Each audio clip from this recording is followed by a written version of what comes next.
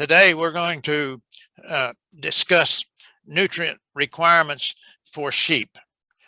And I have a set of PowerPoint slides that will show you throughout this discussion. I basically have it in three sections. The first one is nutrient requirements for sheep, and then the second one will be some of the factors that determine the nutrient requirements for sheep, and then the last one was try to put it into practice a little bit. And tied with this is two handouts that I would ask if you would please to get these handouts and have them in front of you with you as we go through these slides. And the reason I do this is because I'll be indicating different tables in one handout versus the different numbers that we might find in another table in the other handout. So I think it'd be handy for us all if we had these available to us. The first one of these is nutrient requirements for sheep. This is a title for it, and it's what I call, it's in a paragraph form. Okay, and then this is written so that we can read it after this discussion. It also is filled with tables that we will be referring to. The second one is a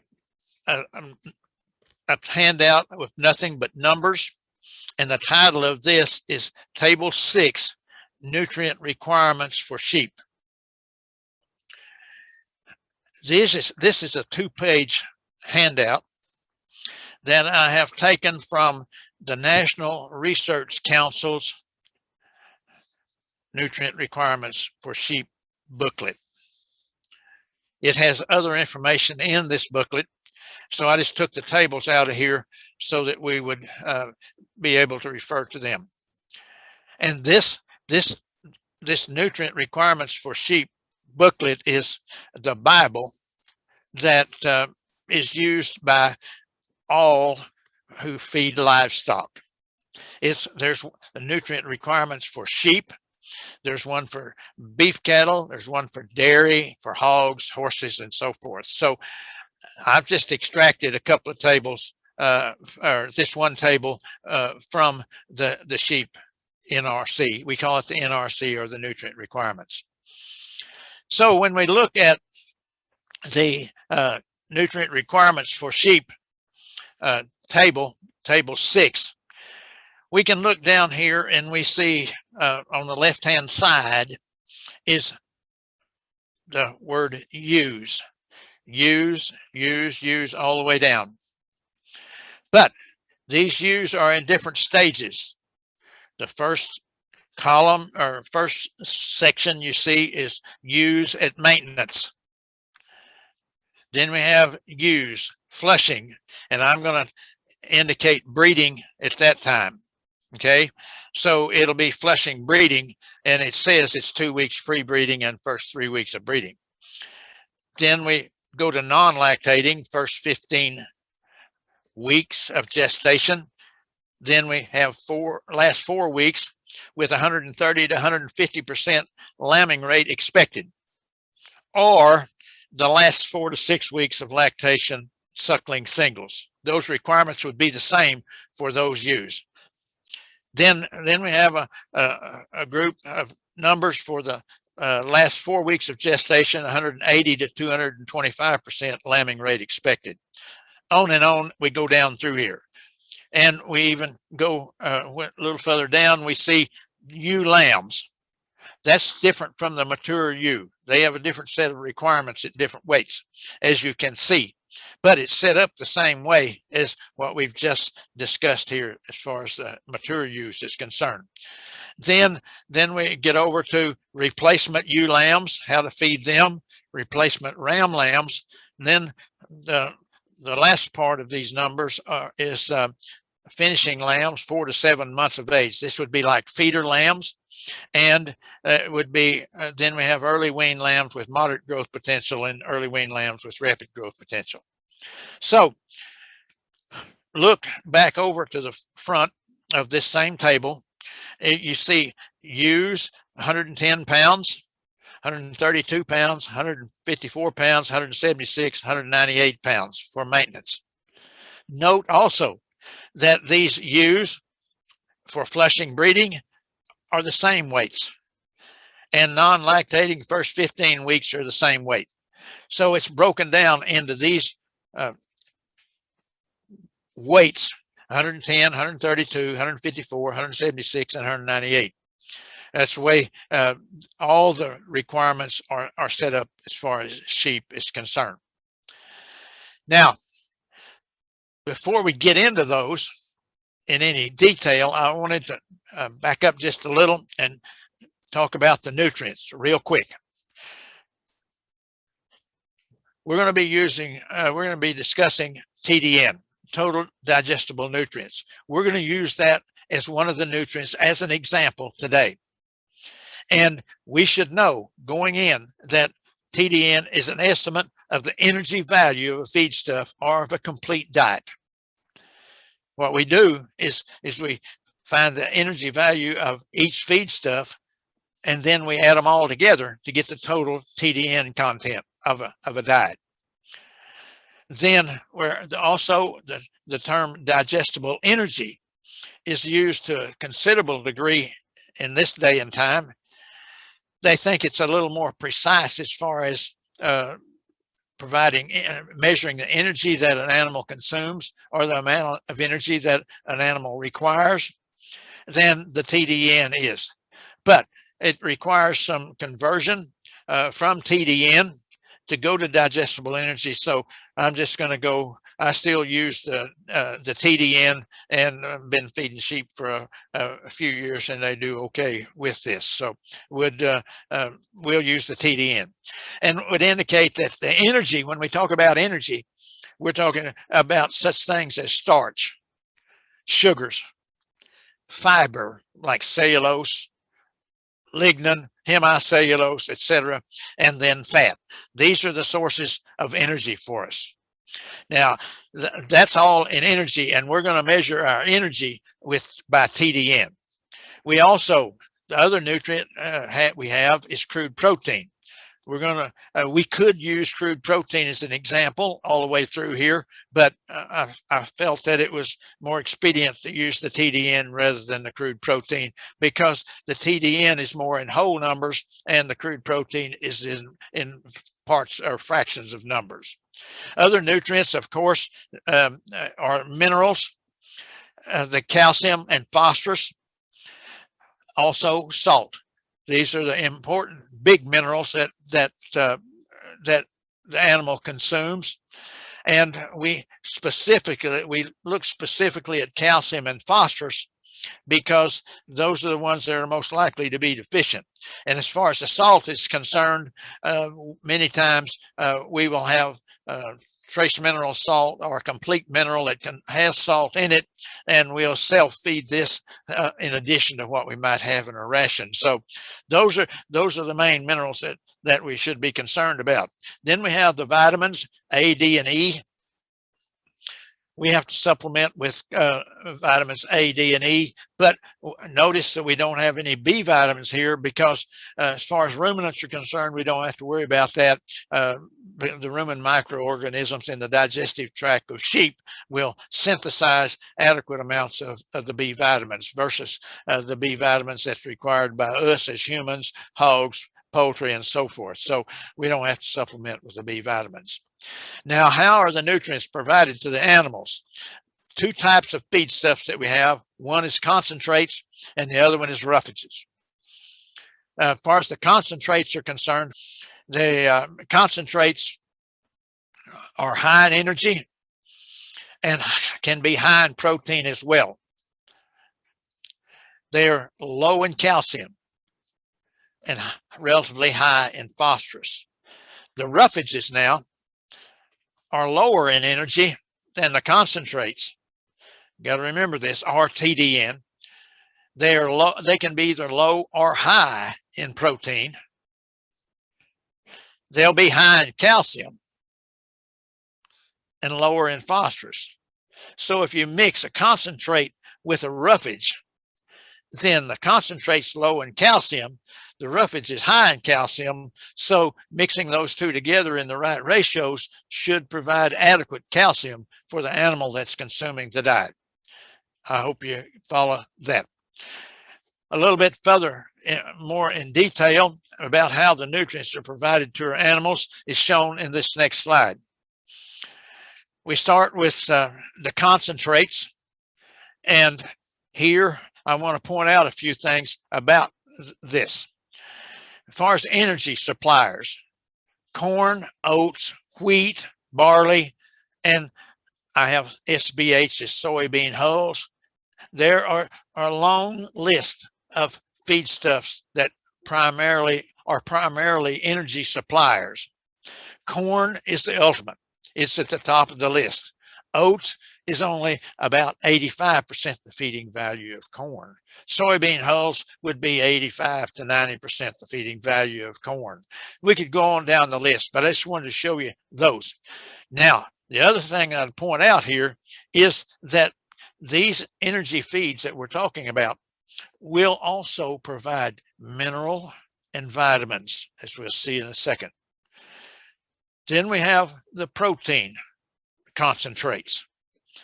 That would be soybean meal, distillers dried grains with solubles, and corn gluten feed. These are 3 examples. Others could be corn gluten meal. It could be urea. We have other protein sources. These provide some energy. Some of them are pretty good. Some of them are really pretty good. And they provide some energy, and they also provide minerals and vitamins. Don't forget that.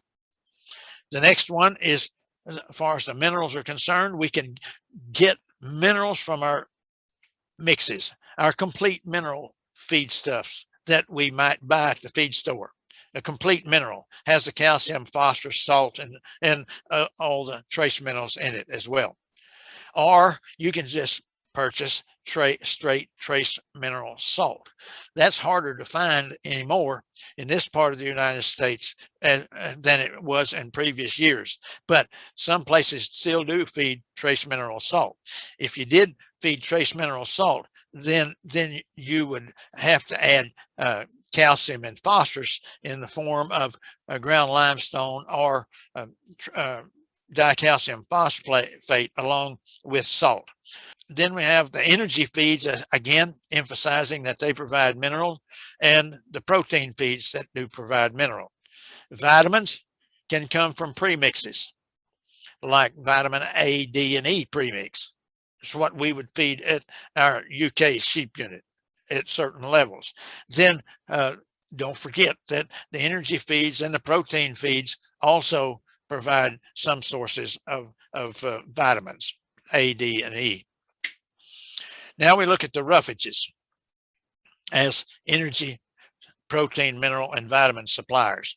I have 3 more examples for energy roughages, those that provide primarily energy to the consuming animal. That would be grass hay. You could think of grass hay as orchard grass, could be some bluegrass, be fescue, brome grass, and so forth. Also grass pasture. Here you could have orchard grass, fescue. You could have bluegrass, brome, so forth and so on. Same way. And then we have silage, either in the form of corn silage or sorghum silage. Then we have some roughages that supply primarily protein. This would be like legume hay, like legume pasture, and haylage. The legume hay would be alfalfa, red clover, lespedeza. Those could be mixes. They could be mixed with grass. So you can have alfalfa grass mixture or red clover mix. And then you same way in your pasture. And then we could have haylage. This is primarily from alfalfa haylage. For example, at the UK sheep unit, we feed alfalfa haylage to the ewes in the wintertime. We do this primarily because we can harvest the haylage in May and not run into the problem of getting it rained on before we make it into hay. So it is high quality stuff when it goes into the silo. Then we come down to minerals and vitamins. Same deal as we had as far as the concentrates are concerned. You have energy feeds and protein feeds that are providing minerals as well as vitamins, and to some degree as far as a consuming animal is concerned.